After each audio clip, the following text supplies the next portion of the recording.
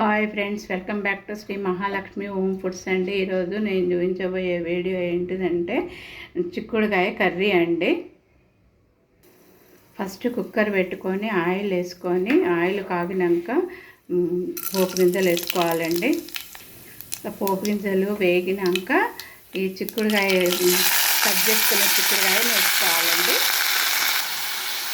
చిక్కుడుకాయని ఇట్లా వేసుకున్నాక కొంచెం కలిపి ఒక 2 నిమిషాలు మూత పెట్టాలండి.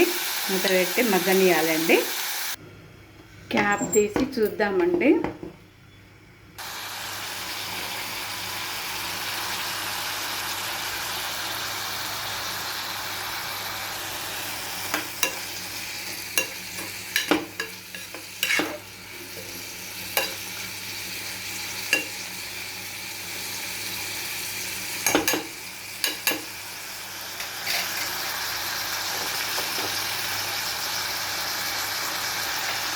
పచ్చిమిర్చి పేస్ట్ వేసి గ్రైండ్ చేసి పెట్టుకున్నది అది వేస్తున్నాండి. పచ్చిమిర్చి గ్రైండ్ చేసింది.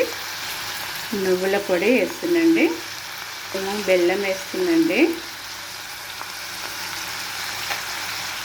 కొంచెము కొబ్బరి పొడి వేస్తుందండి. వీటిని అన్నిటిని ఒకసారి కలపాలండి.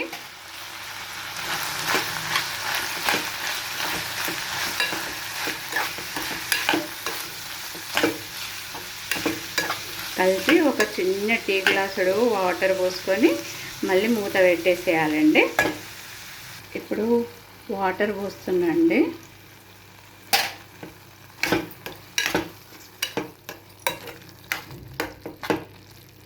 ఇలా కలుపుకొని మళ్ళీ కుక్కరు మూత పెట్టేసేయాలి. 2 విజిల్ వచ్చినాక తీసేసేయాలి.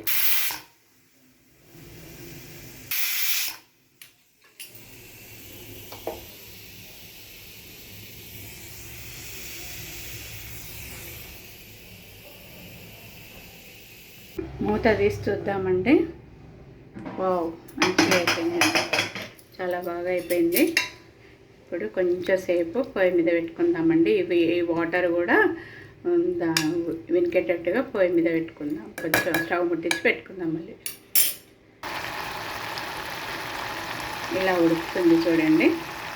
వాటర్ అంతా వెనికేటట్టు ఉంచుకోవాలి. ఇలా ఉంటే సరిపోతుందండి. ఇప్పుడు దీన్ని సర్వింగ్ బౌల్లోకి తీస్తానండి. చిక్కుడుకాయ స్వీట్ కర్రీ రెడీ అయిపోయిందండి.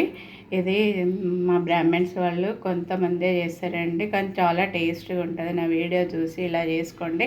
నా వీడియోకి ఒక లైక్ చేయండి, షేర్ చేయండి, సబ్స్క్రైబ్ చేయండి. బాయ్.